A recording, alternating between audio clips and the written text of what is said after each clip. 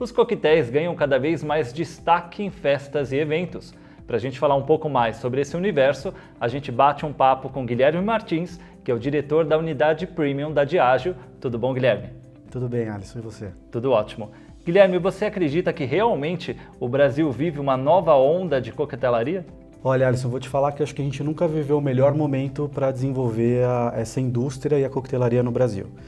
E eu vou te falar isso por algumas esferas.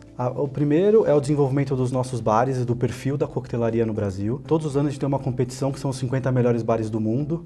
E no ano passado, 6 bares da América Latina entraram dentro desses 50 e um bar do Brasil entrou desses 50, que é o Guilhotina.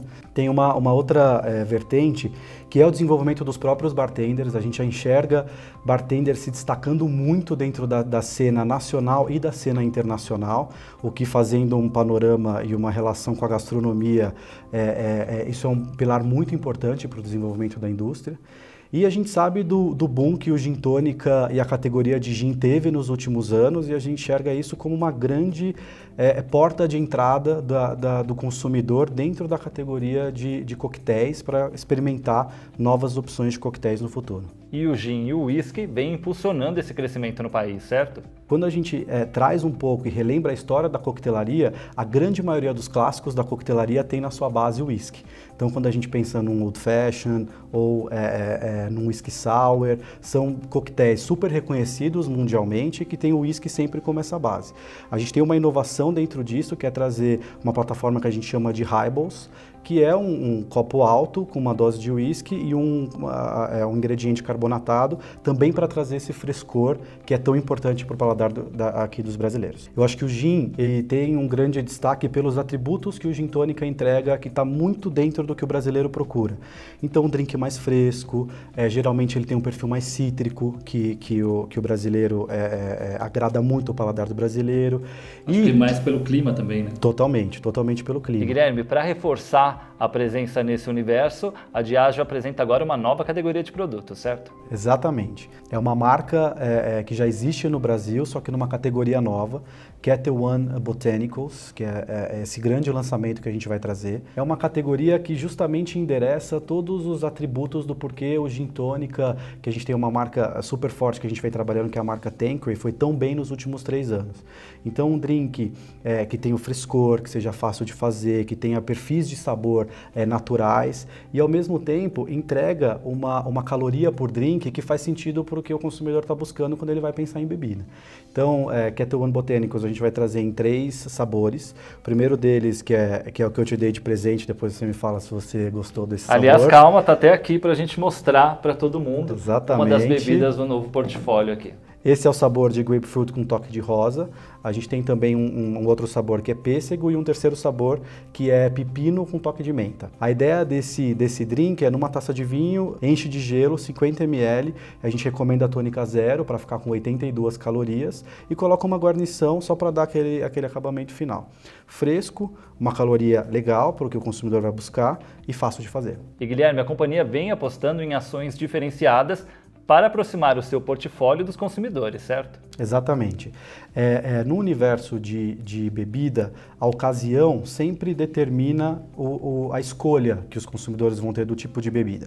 Então, há anos atrás, a ocasião da balada era uma ocasião muito foco e muito central dentro da construção das nossas categorias, mas hoje em dia a gente vê uma migração para ocasiões mais diurnas, fim de tarde, com uma energia um pouco mais média. Então, os grandes festivais de música, como por exemplo o Lollapalooza, que a gente marcou presença no ano passado com algumas das nossas marcas, a gente volta a fazer... Pela primeira vez, aliás, o Johnny Walker esteve presente, né? Pela primeira vez e pela primeira vez também com venda de drink coquetel na pista, que geralmente a gente faz isso muito nas áreas VIPs, camarotes, e pela primeira vez a gente leva para a pista, então esse ano a gente volta com uma ativação dentro disso, e tem também uma série de outras experiências que a gente quer trazer esse nível dessa coquetelaria que a gente vê ao redor do mundo aqui para o Brasil, né? E fazendo um convite também para os bartenders brasileiros a trazerem esse tipo de experiência. Uma delas que eu posso citar para você foi que a gente abriu um bar no final do ano passado, dentro de um restaurante lá no centro da cidade, que é o La Casserole, que é um dos restaurantes mais tradicionais. Nós abrimos um speakeasy lá dentro, e foi um convite à coquetelaria clássica. Então a gente tem 12 coquetéis clássicos no menu.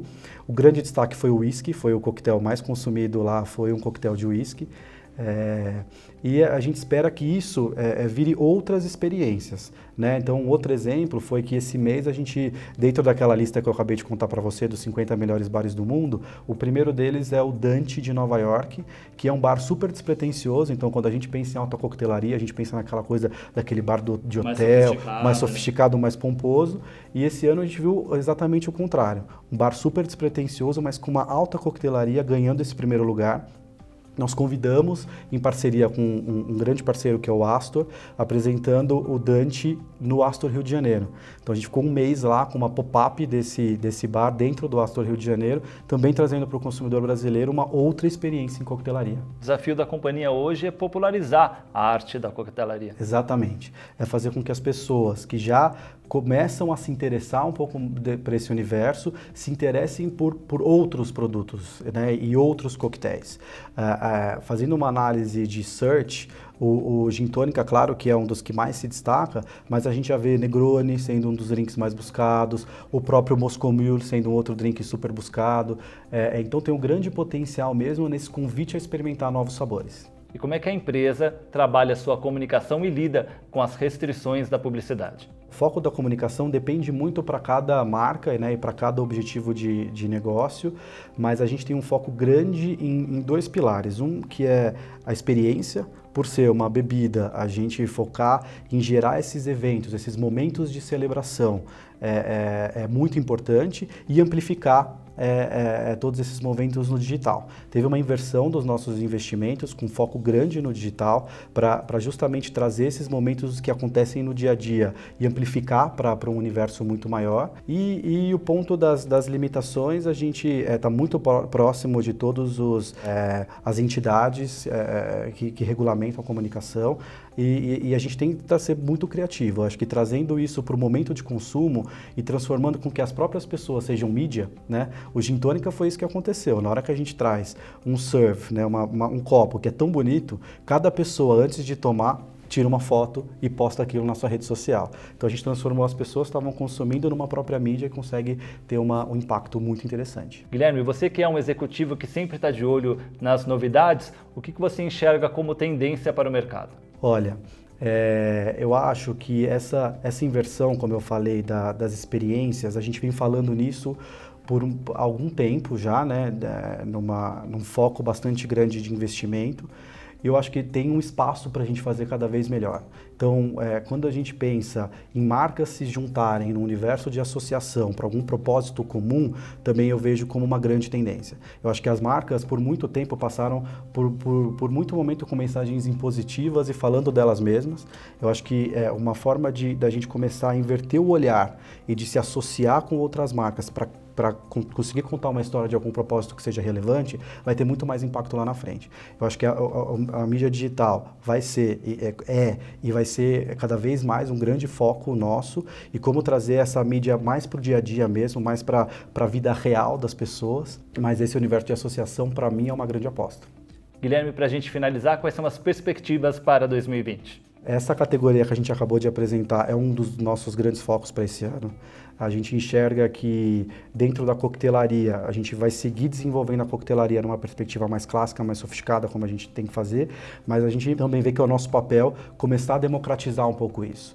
E uma grande barreira para isso é a facilidade, né? As pessoas se sentirem seguras para fazer um coquetel. Então, um coquetel que tem o sabor que tem, entrega todo o frescor que é o que o brasileiro procura, mas que ao mesmo tempo tempo, é fácil de fazer, é uma das nossas grandes apostas. E para isso, a gente está montando um calendário grande de eventos e de participação desse produto em algumas das nossas plataformas e dos nossos parceiros, como por exemplo agora no Carnaval, vai ser um grande foco de visibilidade desse produto, e a gente vai seguir trabalhando a coquetelaria muito grande e o World Class, que é um campeonato que a gente elege os melhores bartenders do Brasil e depois no mundo, também vai ser uma das nossas grandes prioridades para o ano. Guilherme, super obrigado pela sua participação. Obrigado. A gente vai continuar de olho nas novidades da Diageo e você não deixe de acompanhar as principais notícias da indústria da comunicação pelo site do próprio Mark. Afinal de contas, aqui a gente tem história.